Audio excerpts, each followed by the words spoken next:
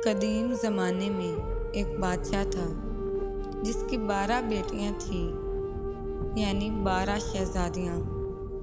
उनकी खूबसूरती का क्या कहना, सब की सब एक से बढ़कर खूबसूरत थी। बादशाह ने उनकी शादी करने का फैसला किया तो उसको एक हैरानकुन राज का पता चला कि शहजादियां रात भर रक्स करने के लिए जाती हैं, मगर किसी को पता भी नहीं चलता कि वो कहाँ जाती हैं। बादशाह बहुत परेशान था।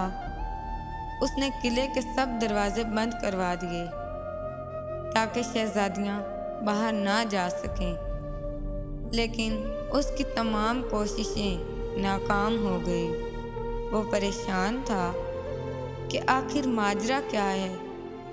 बादशाह ने ऐलान करवाया कि जो कोई शहजादियों के रक्स का पता लगाएगा उसे अपनी पसंदीदा शहजादी से शादी करने का मौका मिलेगा और वो मेरे मरने के बाद बादशाह भी बना दिया जाएगा। लेकिन अगर वो 3 दिन में इस राज का पर्दाफाश ना कर पाया तो उसे मौत की सज़ा दे दी जाएगी। ये खबर रियासत में हर तरफ फैल गई। एक शहजादा आया जो रक्स के राज का पता लगाना चाहता था। उसने कहा, मैं आपकी पड़ोसी रियासत का शहजादा हूँ और शहजादियों के रक्स का पता लगाने आया हूँ। बादशाह ने उसका इस्तकबाल किया। रात का खाना खाने के बाद उसे शहजादियों के कमरे के साथ वाला कमरा सोने के लिए दे दिया।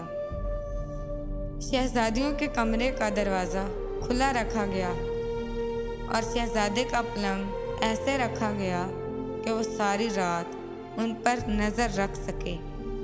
रात को शहजादियाँ उसके लिए शरबत लेकर आई, जिसको पीते ही उसे नींद आ गई। जब उसकी आँख खुली तो शहजादियाँ रक्स करके वापस आ चुकी थी। तीनों दिन ऐसे ही चलता रहा। चौथे दिन जब शहजादा बादशाह के सामने हाजिर हुआ तो उसके पास बादशाह के सवालों का कोई जवाब ना था। बादशाह ने उसे मौत की सज़ा दे दी। यूं ही बहुत से लोग आए, लेकिन सब नाकाम रहे। फिर एक दिन एक जख्मी सिपाही अपनी किस्मत आजमाने बादशाह के महल की तरफ चल पड़ा। रास्ते में उसे एक बुढ़िया मिली। सिपाही ने बुढ़िया की मदद की। बुढ़िया ने बदले में उसे एक पोशाक दी और कहा कि ये पहनकर तुम किसी को नज़र नहीं आओगे, और ये भी बताया कि जो जूस शहजादियाँ तुम्हें दें वो मत पीना। सिपाही बादशाह के महल में पहुँच गया। बादशाह ने उसका इस्तकबाल किया और उसे भी शहजादियों के रक्स का राज मालूम करने के लिए 3 दिन दिए। रात को बड़ी शहजादी उसके लिए जूस लेकर आई। सिपाही क्योंकि बहुत ज़हीन था, उसने जूस पी तो लिया मगर निगला नहीं, क्योंकि उसने मुंह में स्पंज रखा हुआ था। जैसे ही शहजादी कमरे से बाहर निकली, उसने स्पंज मुंह से निकाला और सोने की अदाकारी करने लगा। शहजादियाँ उसको सोता देखकर खुश हुईं और रक्स करने के लिए तैयार हो गईं। सबसे बड़ी शहजादी ने अपना पाँव जोर से अपने पलंग पर मारा तो वह ज़मीन दोज़ हो गया, और फिर सारी शहजादियाँ उस खुफिया रास्ते से नीचे उतरने लगी। सिपाही ये सब देख रहा था। उसने बुढ़िया की दी हुई पोशाक पहन ली और उनका पीछा करने लगा। आधा रास्ता उतरने के बाद छोटी शहजादी को शक हुआ कि शायद कोई उसके पीछे है, मगर पोशाक की वजह से सिपाही किसी को भी नज़र नहीं आ रहा था। फिर वो सबसे खूबसूरत हिस्से में पहुंच गई, जहां दरख्तों पर लगे पत्ते चांदी के थे। सिपाही ने सबूत के लिए एक पत्ता तोड़ लिया। उसके तोड़ते ही एक जोरदार आवाज आई, जिससे सब डर गई। आगे सब पत्ते सोने के थे। सिपाही ने एक सोने का पत्ता भी तोड़ लिया और आगे जाकर एक हीरा भी सबूत के लिए ले लिया।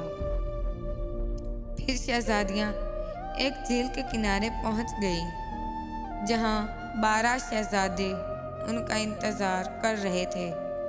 हर एक शहजादी एक एक शहजादे के साथ बैठ गई।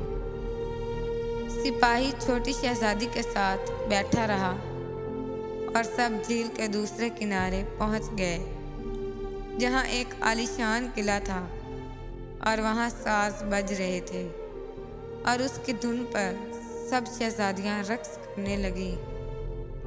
सुबह 3 बजे तक ये सब चलता रहा, जब तक उनके जूतों में छेद हो गए और फिर सब वापस आ गई।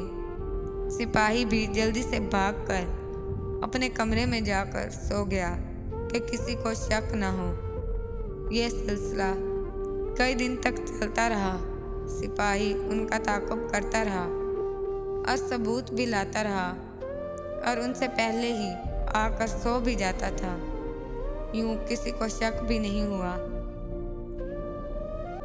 जब फैसले की घड़ी आई तो बादशाह ने सिपाही को बुलाया। सिपाही ने कहा, अलीजा, सभी 12 शहजादियां अपने कमरे से ज़मीन दोज़ सुरंग से जाती हैं, जहां एक किला है। उसने सबूत भी दिखाए। बादशाह ने शहजादियों को बुलाकर पूछा तो वो सब मान गई। बादशाह ने सिपाही को खूब इनाम से नवाजा और पूछा, मेरी किस बेटी से शादी करना चाहते हो?